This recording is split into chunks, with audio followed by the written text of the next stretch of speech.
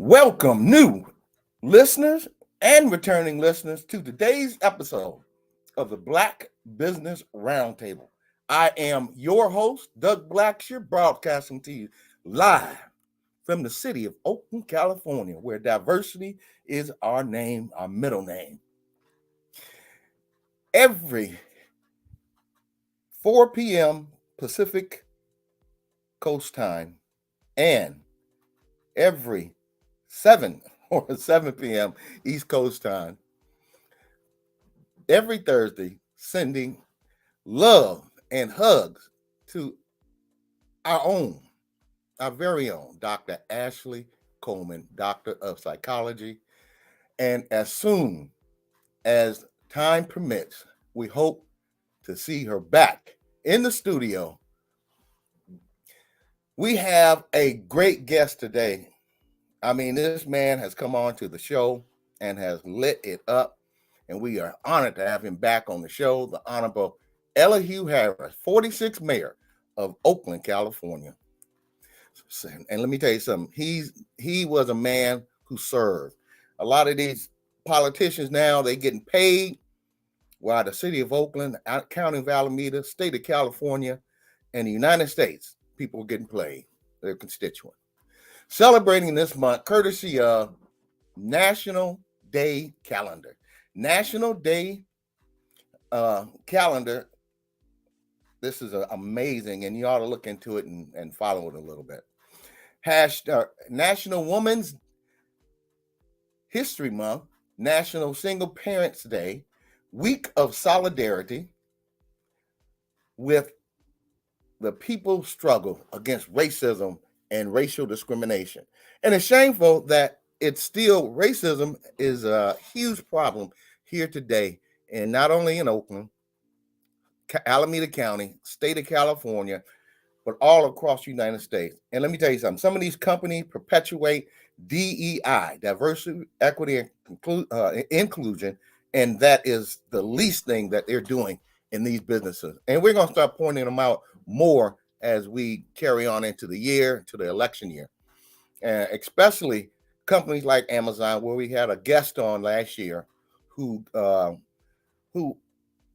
was killed on the job because of lack of COVID awareness.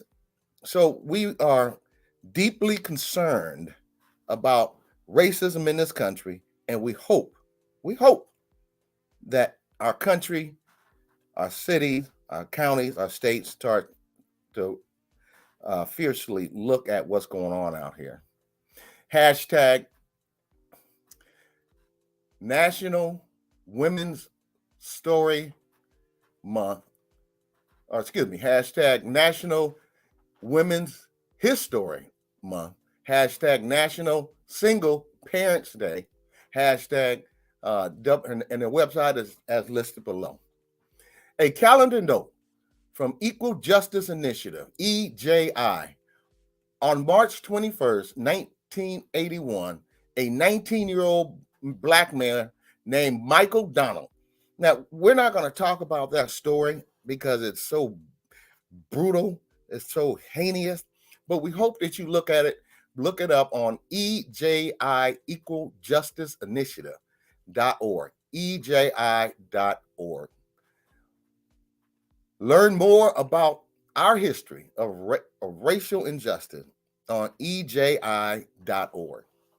Today on the Black Business Roundtable, we are honored to have back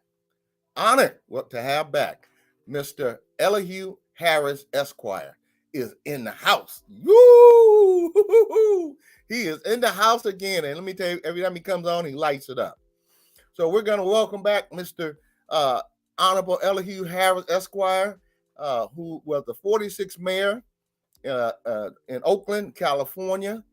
Important financial announcement, in case you have not heard. The Affordable Connectivity Program, ACP, was planned to end in April. It appears households may receive a partial discount in May 2024. What is ACP. What is the ACP program? This is a federal program. Yes, a federal program that offers eligible households a discount up to $30 per month towards internet connectivity and up to $75 a month on qualifying tribal land. If you are participating in the program, check your email and contact your internet service provider now to get updates and budget for your May 2024 billing. Once again, the Affordable Connectivity Program, known as ACP, is ending as federal funding is ending for this program that was started to provide internet connectivity to everyone during the pandemic under the bipartisan infrastructure law under President Biden, not Trump, President Biden. So the information is listed right on the bottom of the screen. Please follow up and make sure you get your budget, or you get your update on your money that you're eligible to get for the internet connectivity. Also, let's get to the meat of this show. Thumbs up. Dun, dun, dun, dun. Who is it? Someone you know, or possibly an organization you may be familiar with. If you have a suggestion to share it with us and for a chance for us to share your thumbs up, dun, dun, dun, dun, or you may have a thumbs down, and we will share that too. Hashtag thumbs up, hashtag thumbs down. Thumbs up, possibly new satellite HBCU campus in the Bay Area, and everyone trying to bring this to fruition. Damn, we need a black campus in the Bay Area. Black Panthers, Black Excellence, Dr. Angela Davis. That's all we would, and we would see if we can have her come teach one of the classes. That would be awesome. Damn, that would be awesome. Can you imagine the pride on a campus of color from the students, professors, staff, and surrounding communities welcoming such a institution? So let's cheer for the HBCU coming to fruition in the Bay Area. Now, thumbs down goes to dun, dun, dun, dun, the Orange Man, the captain of the general of bullshit, Mr. Trump. I don't even call him President Trump because the things that he's out there saying about what he's going to do if he gets back in office is shameful. It's shameful. And you black people out there who are talking about voting for him, you need to listen to his rhetoric. When he comes, if he wins, and I'm going to be pushing this every week, if he wins, this country it won't be the same ever again. And did you hear what he also said? If he doesn't win, it's going to be a riot. It's going to be a civil war. So this is the type of rhetoric that this man is shoveling around. That's why it's important that everyone gets out there to vote, and take a friend, take your family, take a neighbor. But we have got to get out and vote. And if we don't, it could be terrible. It could be really, really terrible. So thumbs down, dun, dun, dun, dun. Thumbs down goes to the Orange Man, Mr. Trump, the king of bullshit. Bullshit. Audience, I am glad you are tuning in to hear my discussion today with the Honorable Elihu Harris, Esquire, the 46th Mayor of Oakland, California from 1991 to 1999. The Honorable Elihu Harris, Esquire, earned his Bachelor of Arts in Political Science from Cal State University of Hayward. And that was called Cal State East Bay. Also earned a Master's of Public policy from University of Berkeley in 1969 and his JD from the University of California, Davis School of Law in 1972. He is also a member of the esteemed fraternity, and that is fraternity of Kappa Alpha Psi. Mr. Harris served as the mayor of Oakland and has an office building named after him, the Elihu Harris State Office Building in downtown Oakland, California as well. This man is an awesome man, and provided the city of Oakland with services during the big firestorm that destroyed hundreds of homes in the Oakland Hill. He worked with his administration and the utilities and the contractors to make it easy so that the houses that burned down during the big firestorm could get rebuilt quickly, unlike other areas in not only the county of Alameda, state of California, but all across the United States. He was one of the few politicians that made it easy for people to get their houses rebuilt. Also, hashtag Elihu Harris, hashtag Elihu Harris Esquire, hashtag Kappa Alpha Psi, hashtag Mayor of Oakland, hashtag Elihu M. Harris.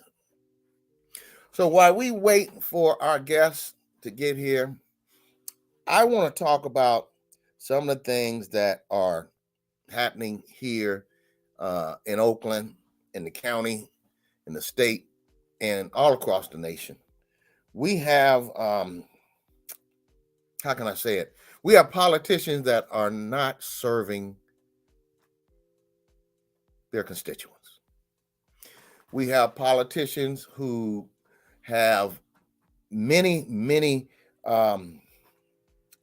opportunities to make it better in the city of Oakland, in the county of Alameda, in the state of California, and all across the United States. But they're not serving in a capacity that's going to make it better for their constituents. Now, I'm not saying all politicians, because we have a few good ones. Next week, we're going to have a young lady who just called me and said that she wants to make sure that she's able to get her word out there in regards to what she has done, what she continues to do. Let's be clear, folks. We have politicians who are talking really good until it's time to take the newlywed hat off and start serving the city. Our city, our county is plagued with many issues right now. And one of the biggest issues is it's politicians who are generating a lot of money, and they are not doing their job. It's so clear to me when I look at who I talked to prior to them getting elected. And they talk a very great bunch of bullshit. Let's just be honest. Oh, we're going to do this. The new administration is gone. Where are we going? And let me tell you, Oakland right now is plagued with a lot of issues. Oakland right now is plagued with a lot of issues.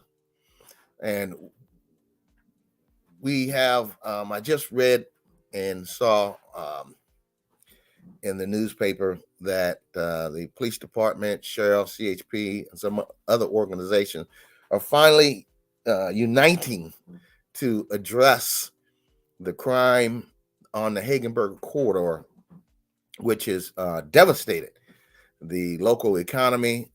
In-N-Out Burgers leaving, Black Bear Diner has left, Denny's has left, Starbucks has left. So as we look forward to seeing what is going on in the city of Oakland, California, I'm in hopes that people will unite, and the politicians, take this seriously. Businesses are hurting here in Oakland.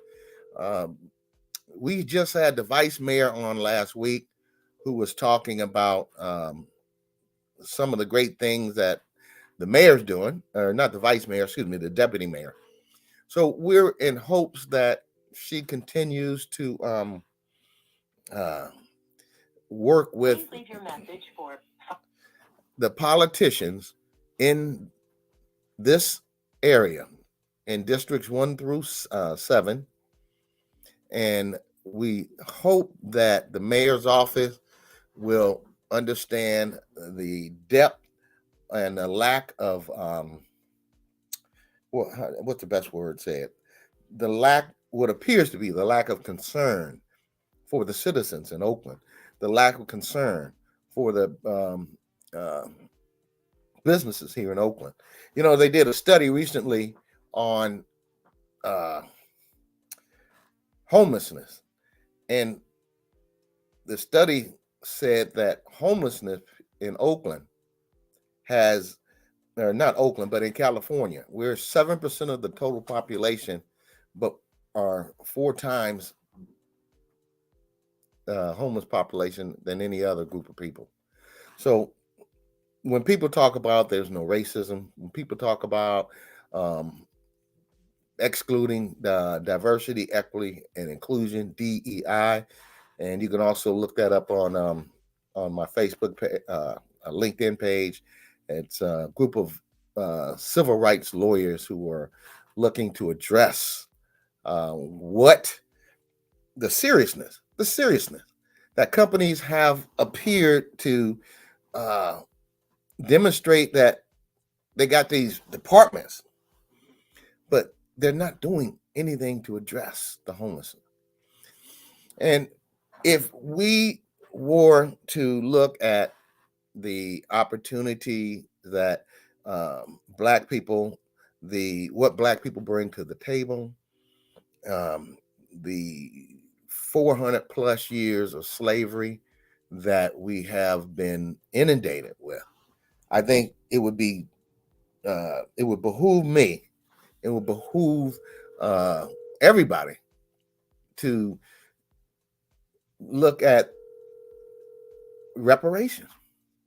I bring that up quite a bit, but the reparation is something that all other groups of people get except Black people. We can't get an apology.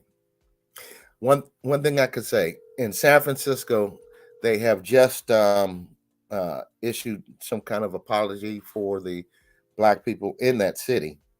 Please leave your message. But it appears that reparation needs to be in a form of revenue, in the form of dollars. As I said all the time, and my great grandfather had I had 50 slaves, white people. I think we, his heirs, my family, our family, would have a much better opportunity, and we would not have the high rates of lack of health. We're at the bottom. Home ownership, we're at the bottom. Businesses, we're at the bottom.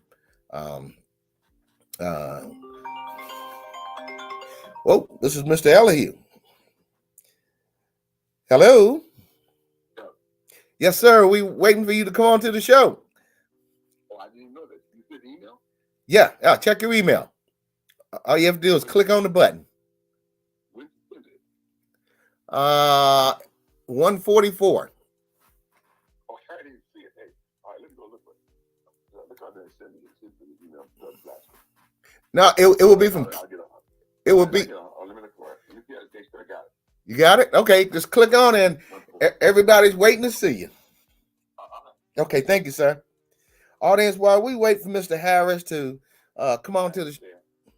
While we wait for Mr. Harris to come on to the show, what we want to do here is we want to talk once again about, since we have one of the greatest mayors that Oakland has ever seen. He was also in the assembly. This man served. The city was not in such a disarray. And once again, his accomplishments were so great, where they named a state building after him, the Elihu Harris State Office Building in downtown Oakland, California. So this man, every time he's come on to the show, he keeps it real. And you hear me talk about the previous mayor, Mayor Libby Schaaf, who shafted the city. It was a Black woman who had a program called Promise.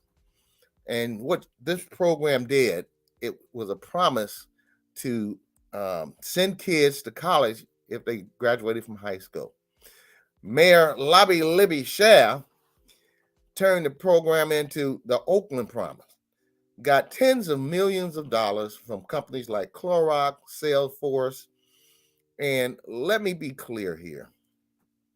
Let me be brutally clear. I haven't heard of one kid that's got any money and gone to college off now. I could be wrong. And if you talk to Libby, to have her call me. She knows my number. But these are the types of politicians that I talk about that we got to start opening our eyes to. We got to start checking it because they're getting paid while we get played. We put these people in office.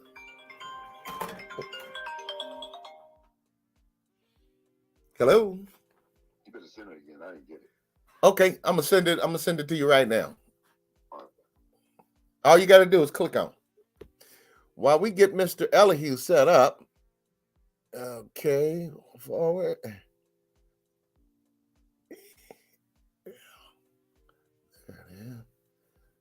Okay.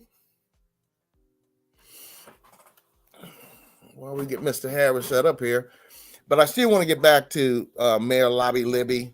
And I'm a Black man, so this is not anything against Lauren Taylor as a Black man, but when Lauren Taylor was in office, and the reason why I was so aggressively campaigning against him is because when he was in city council, I met him at a campaign where they had the candidates come in, a candidate forum, and I asked him, "Where's your money coming?"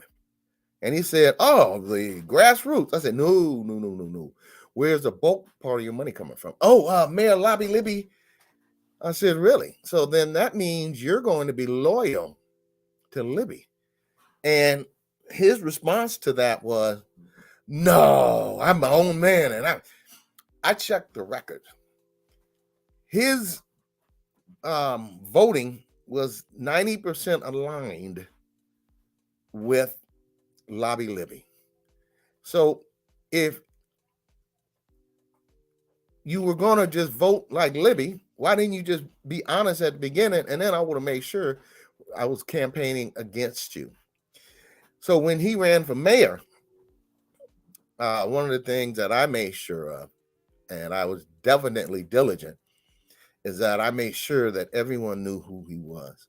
And that's the thing, audience. We have got to start identifying these candidates, incumbents, who say something to us and then do something against us, who says something to us. I'm going to do this. I'm going to do that. I'm going to make it better in the city, but they don't do that. And until we start holding these candidates accountable, that's what. Now, I give you an example. Carol Fife, Pamela Price. Oh, there he is right there. Lord have mercy. This audience, I got to give this man another introduction because he is somebody who you have to introduce more than once because his accomplishments here in Oakland, his service to the city of Oakland has been remarkable. Today, I want to reintroduce the Honorable Mr. Elihu Harris. How you doing, sir? Brother, I'm alive. Every day is a good day when you wake up. You know, whether you late or whether you early, you always turn it out. Whether I'm late or whether I'm early, I'm always on time. Hey, how you doing, Mr. How you doing, Elihu? It's good to be with you. We talk all the time. It's good to be able to share you with an audience. Well, we have an audience from coast to coast, and then even after the show, I get calls from East Coast, down south, Chicago, Chi-Town, and they said, "Can we borrow him?" Now, look, hey, we need to borrow each other. Hey, we ain't got nobody but each other. Nobody cares about us. We don't care about ourselves.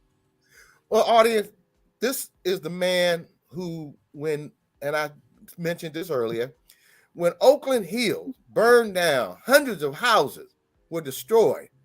He band his administration together to work with the different agencies in the city, work with the PG&E. Bob Harris was the regional manager at the time, worked with East Bay Mud. He worked with contractors and builders. And it was one of the most beautiful things I've ever seen, because I've been a contractor and I know how devastating it could be dealing with the administration in the city of Oakland. But to all those accolades, sir, let's dive right in. Since you left the position of mayor of Oakland, California, until the time Mayor Libby Schaaf, and this is what I call it, AKA Mayor Lobby Libby Schaaf, who shafted Oakland, came to be mayor, what were the changes that you saw that caused irreparable harm to the people of color in Oakland, California? Well, I mean, overall, not just people of color, lack of a strategy to solve problems. You know, when you're talking about urban America, you're talking about people who are impoverished, you're talking about people who are suffering from economic or racial disadvantage or prejudice. You're talking about difficult technology transferences, people who are not able to adapt to a high technology world. You talk about all kinds of things, educational challenges, you name it. You got to have a strategy to deal with challenges. If you don't, then those problems are going to become overwhelming and become what they are today, which is a crisis. Well, sir, you said it eloquently, and we just had the deputy mayor on last week, Deputy Mayor Kimberly. I've tried to get Mayor Shane on, but she's very difficult to get in touch with. I know prior to her campaign, we talked frequently, but well, that's part of the problem. You can't retreat into City Hall. The problems are in the community and the streets. That's where you got to be. If you think you can stay in City Hall and solve the problems of the city, you're mistaken. You know, I couldn't have said it better myself. Last week, Deputy Mayor she said there's some things in the works under the current administration. I got to be honest with you. I am seriously concerned with the Hagenberger corridor. I've had friends that come in and visit me, and their cars were broken into and burglarized. Black Bear Diner, gone. Denny's, gone. In and Out, and they're making money. They're leaving. What is that other one? Starbucks, gone. And Kaiser and what is that? Kaiser and Clorox. They are definitely talking about telling their people, don't bring your lunch. Don't go out of the building unless you're going home or you're coming to work. Right. Do you know how? I mean, I've never seen that before. I've never seen that before in any major American city. That in and of itself is an indictment. Well, just think about the businesses around there that depend.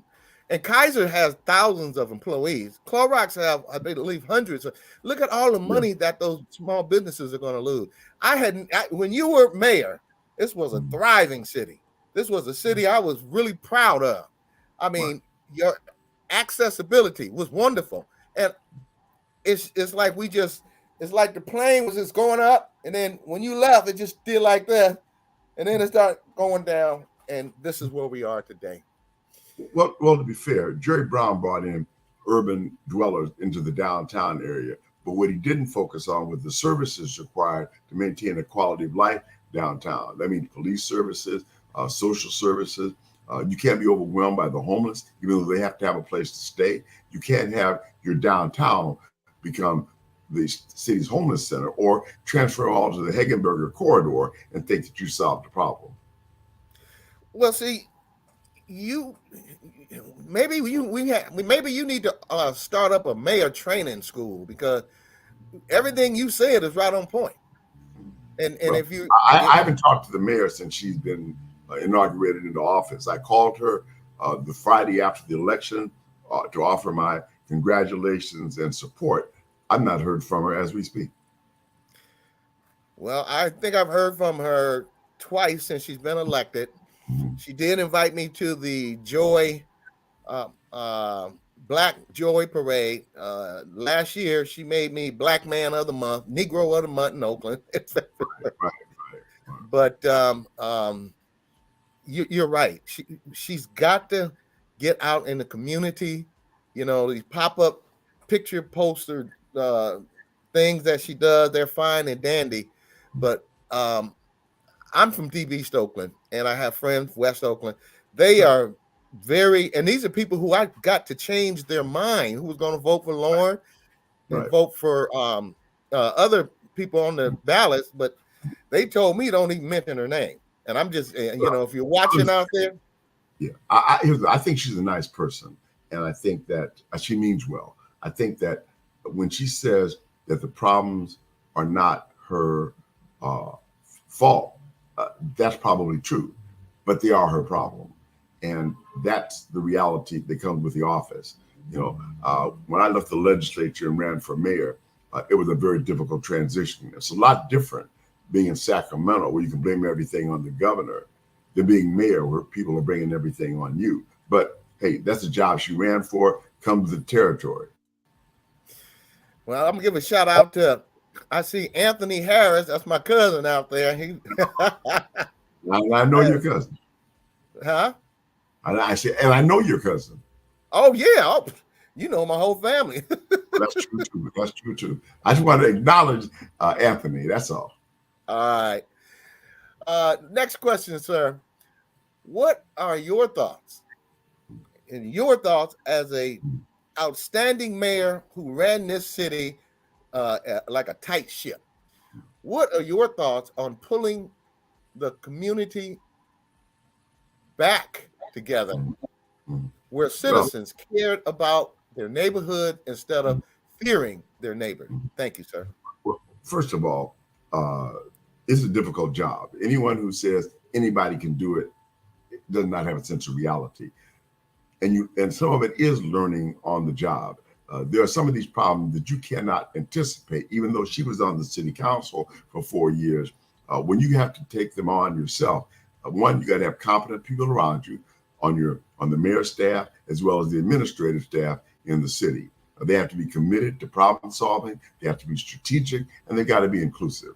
That means you got to go out into the community, even though you're going to get criticized, you're going to get blasted because people are concerned, people are angry. Goes with the job. You got to start listening to people. You got to start coming up with answers. You got to be strategic, and you got to understand you're not going to solve the problem overnight. So I just think that the mayor needs to roll her sleeves up, come out, know she's going to get beat up a little bit. The people have genuine concerns. It's not personal, it's business, and do the business of being the mayor. You know what? Everything you said is right on point. And I'm hoping somebody have her listen to this show, since she has not called you back. And let me be clear, audience. And I'm going to be very, very, very factual. If I was voted in as mayor, I would have a sub office for Mr. Elihu to come in and teach me about running a top ship. And the next question goes to what we've been talking about.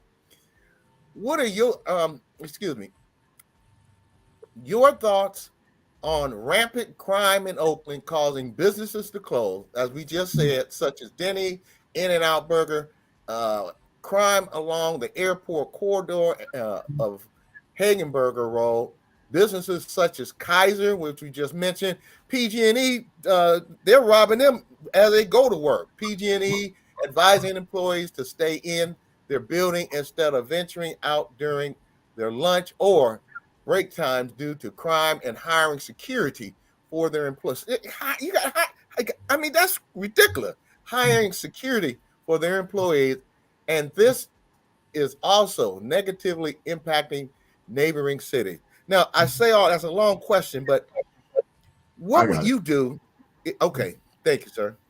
Well, several things. One, you got to restore a sense of safety. When I was mayor, Chinatown was open till 2 o'clock, 3 o'clock in the morning. You go out and get food midnight in Chinatown. Now people are leaving their offices or leaving their stores at 4 o'clock in the afternoon. So that's just Chinatown. I was out at the In-N-Out about 2 weeks ago, about 9 o'clock on a Thursday night. None of the restaurants there were open. You had to go through the drive-through. You couldn't go into the restaurants, and that was the In-N-Out, the Panda Express, and the Crazy Chicken or whatever it is. And Walmart, it was so dark, so desolate. You had to know they were there, and you had to be willing to drive through a very dark parking lot to even get there. You got to have light. You got to have safety. You got to have a sense of security. When women can't carry their purse into a grocery store, that's a problem that has to be addressed strategically and, quite frankly, interactively. They need a task force on public safety, and they involve the federal, the state, as well as neighboring law enforcement agencies, including the county sheriff, as well as neighboring city police forces. Look, the problem in Oakland didn't all start in Oakland. Recently, when a police officer was killed, the perpetrators allegedly came from both Chico and Stockton. They didn't come from Oakland. A lot of the crime in Oakland is not perpetuated by people who live or work in Oakland. They're perpetuated by people come in and victimize Oakland because they don't believe, A, they're going to get caught, or B, if they're caught, they're not going to be prosecuted. Those are two things that can't be tolerated in any urban city. I don't care if it's New York or Chicago, Birmingham, Alabama. There's got to be a sense of public safety and certainly punishment if arrested and convicted of a crime. Well, everything you said is allegedly supposed to be being done, but I don't understand, and I've been here 61 years, all my life. I've never seen Oakland like this in my life, and it's scary. Well, first of all, you can't hire police dispatchers. There's 20% vacancy in the city's workforce. People in public works are not there. There's nobody cleaning up the streets. You go up and down International Boulevard, it looks like you're going up and down a pigsty. You got to have both the perception that the city cares about itself, that the city workers care about their jobs and care about the service that they're providing to the citizens of the city. In other words, everybody got to care. The citizens can't just throw dirt on the street or throw the gum wrappers down, spit it in the street or pee in the street. It's got to be a sense of, hey, we got pride in our community. We're all in this together. If we aren't willing to work together, then we don't have a community. We don't have a civilized society. We got to respect each other. Young people got to respect their elders. Elders have to respect and support and protect the young people. Hey, it's a civilized community, which means everybody is interdependent. If we don't understand that, we don't have a shot. Well, I'm going to tell you something. The next question is going to really knock your socks off. Why is Montclair and Piedmont able to do in regards to daily quality of life that the rest of Oakland seems unable to achieve? Is it the license plate reader camera system just featured on the new for Piedmont? Perhaps that helps deter crime in that area of Oakland that has a high population of Caucasian homeowners. Why can't Oakland mirror that? Well, first of all, there's problems up there too. There's crime, uh, women getting robbed on the way up to Merritt College, on Redwood Road. No, it's happening everywhere. People can't go to the gas station, even in Montclair. So don't take the idea that it's not happening all over the city. There's no place in the city that's not being impacted by crime. Car break-ins, carjacking, theft in retail establishments. All of these things are happening. Some in some areas less than others because people are out on the street. But no, crime is a problem citywide. And I can tell you that if you go to Montclair or anywhere else in the city, including the more affluent areas like Rockridge, they will tell you they are not in any way exempt from or not subject to criminal activity. Well, if like you said, they may have crime, but the streets are clean. The streets are cleaner, and all of that is true. And I can't give an explanation for that other than maybe people are being a little more careful with their refuge. People got to also participate. You can't just throw stuff down on the street. You can't just overflow the public garbage bins and think that somehow or other somebody's going to clean it up. Yes, somebody should clean it up, but it's like when you dump garbage over off of by the railroad tracks in East Oakland. You think somebody's job? Yeah, so maybe somebody's job to clean it up, but why'd you dump it there? You think that East Oakland is like a trash bin or the city dump? Come on. It's not just the city's responsibility. People have responsibilities too. Look out for each other. Make sure the women are safe. Make sure that parking lots are lit. Make sure that children are not exploited. I mean, we all got to do our part. We can't hire enough police officers to protect us from ourselves. Well, I got to give our DA, Pamela Price, a shout out. I seen her recently on the news down on 14th Ave, right, going house to house. We have a high degree of exploitation of pot prostitution, right, and young girls. She was out there giving leaflets out, talking to the young girl, giving them options. So I these are the types of things where I've never seen before outside of the box, thinking outside of the box. Let me ask you something. Let me say one thing about that. I think Pam Price's intention on social justice are absolutely spot on. The problem that the DA has is that you can't balance social justice on the back of public safety. It can't be one or the other. It's got to be both. And public safety has to come first.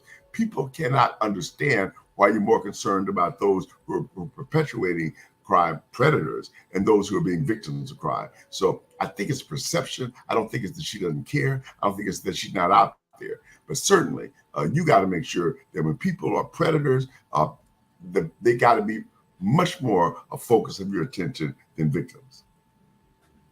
That's a great point. If you were mayor, there's a gentleman by the name of Ray Bobbitt. He's the president and CEO of African American Sports and Entertainment Group, a friend of the show. Yes. Would you support that? Look, first of all, I support the development of the Coliseum area. It is a incredible treasure. When you got that many acres in the middle of an urban community like Oakland, you can't leave it vacant, both as a source of taxes, but more importantly, a source of jobs, a source of entertainment, a safety zone. That arena is worth over $1 billion. That Coliseum itself could be rehabilitated, maybe used for soccer or some other outdoor sport. But you got to go in with a plan. You got to go in with a real sense of you're going to be able to have it operating 200-300 days a year. Those are the kind of things that have got to be included in the development of that Coliseum site. You can't just buy the land. You better figure out how to turn it into an economic engine.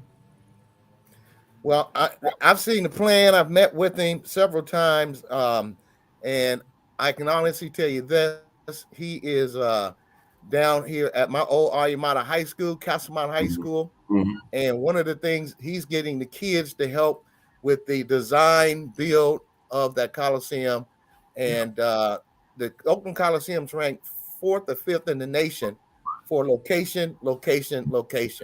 You can almost finish up a game and jog down to the airport The railroads are right there. BART is right there. Bus is right there.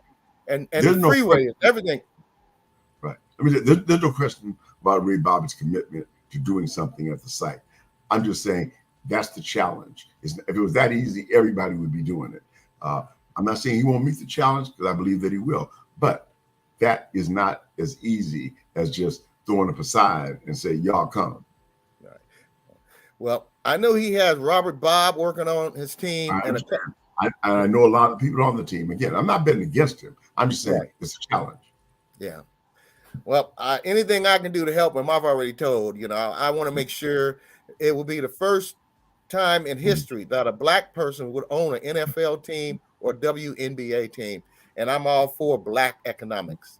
Well, that's the challenge. I mean, look, when Bob Johnson sold Michael Jordan the Charlotte Hornets for $1 billion, it's now worth $5 billion. The price of these teams is going up.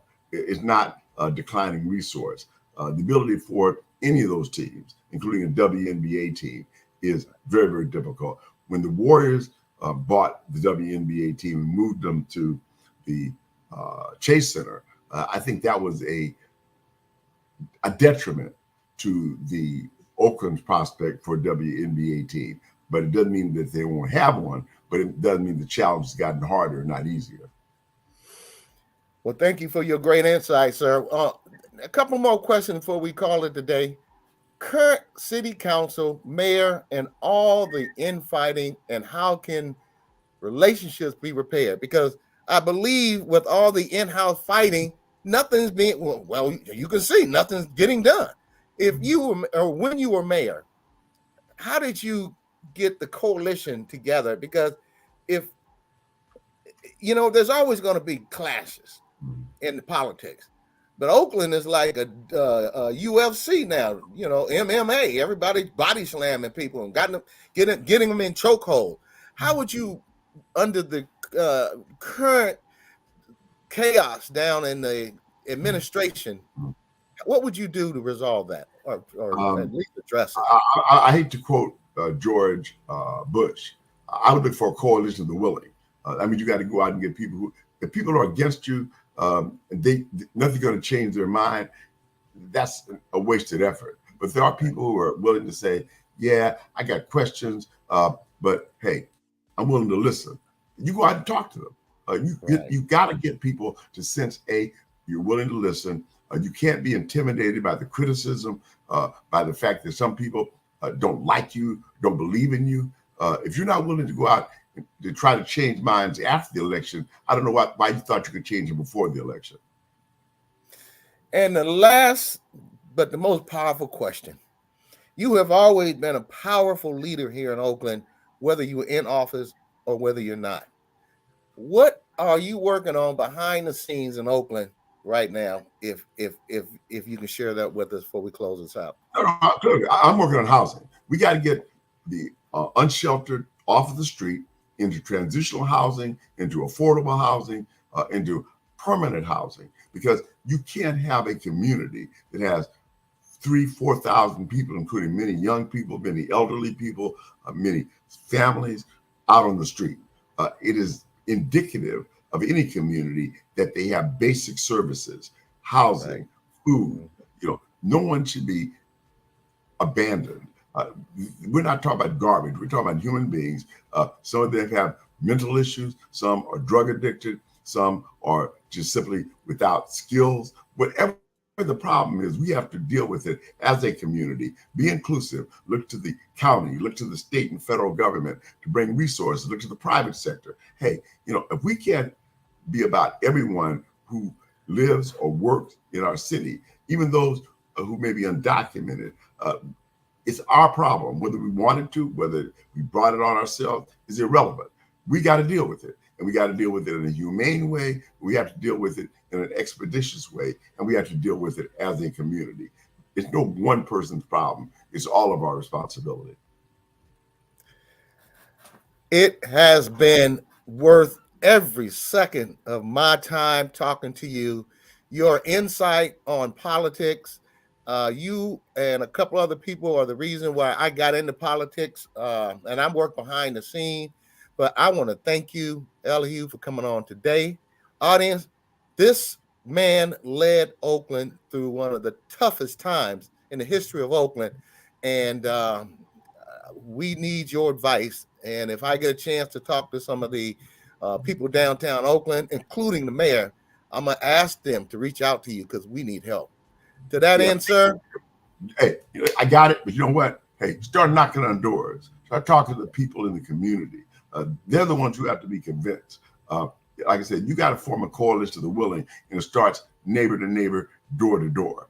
And the mayor can't do it alone, but the mayor's got to be the catalyst. On that note, Mr. Elihu, you have a great evening. Thank you for coming on the show today.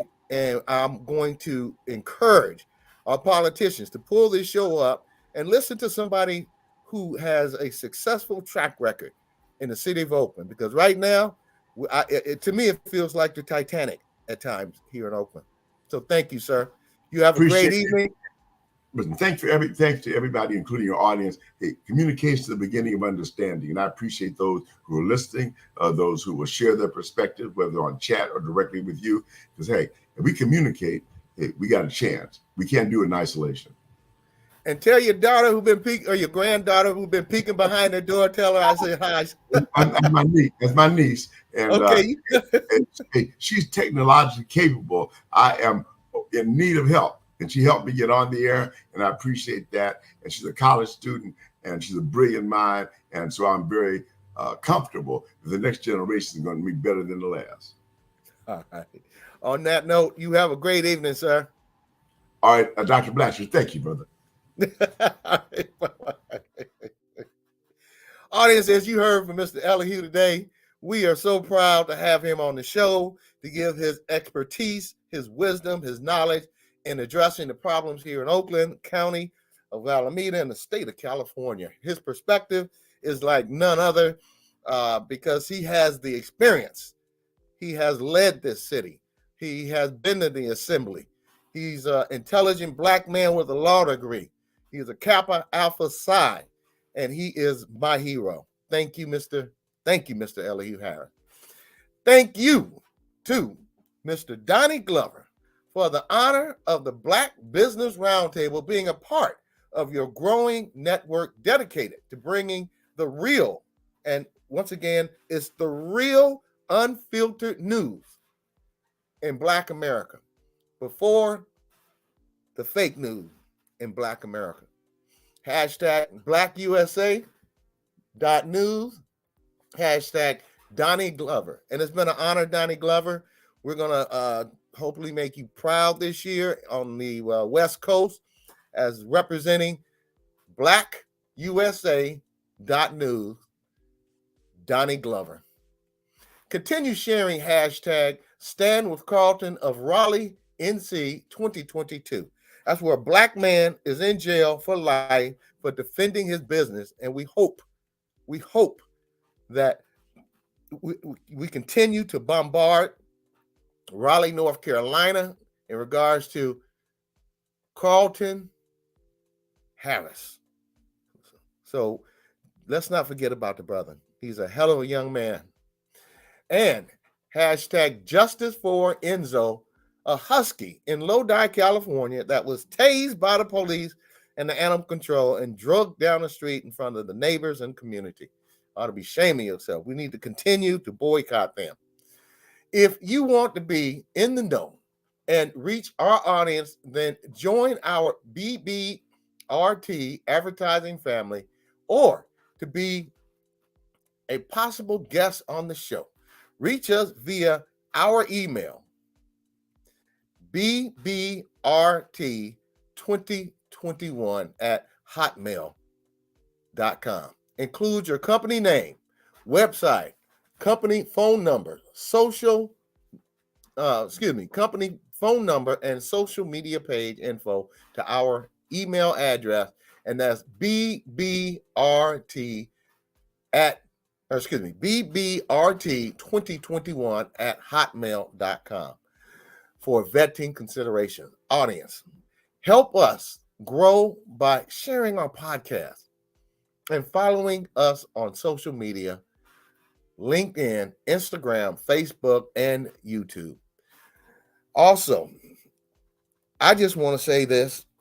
Please watch our next show. We're going to have a young lady who I've been knowing for almost 5 years. She's very active in the Alameda County Democratic Central Committee, and she is going to be talking about her future. She was also co-chair of the Alameda County Democratic Central Committee, which there are very few Black people on the committee. I'm one of the I'm on the a member of the Alameda County Democratic Central Committee, so I've gotten to know her extremely well. Last year, I believe it was, a year before that, right before the pandemic, she allowed me to bring, I think it was half a dozen or a dozen young people to help out with the fundraiser picnic that we had here for the club. But she's an amazing woman, an intelligent woman, and I always encouraging young people to get involved. We need young people to get involved, and we need older people, and I say old guys, OGs, to encourage and to guide the young people into success in the political process that determines where billions of dollars go into our communities to improve it, or if we don't get the dollars, they don't. We have garbage, trash, debris, and when you don't vote, I can tell you this: your elected officials don't care about you, because if you don't vote, that means you don't care. To that end, tune in every Thursday at 4 p.m. Pacific Standard Time and 7 p.m. East Coast Time on the BlackUSA.News network on YouTube and Facebook. And remember, together, not in-house fighting like they're doing down at City Hall. Together, we can listen, we can learn, and we can share, because I know you care. This is Doug Blacksher and Mr. Elihu. We want to thank him for coming on the show today. He did an outstanding wise counsel to sometimes unwise leaders in our city, in our county, in our state, and in this country. Doug Blacksher and Dr. Ashley, hopefully returning soon, of the Black Business Roundtable. God bless and good night.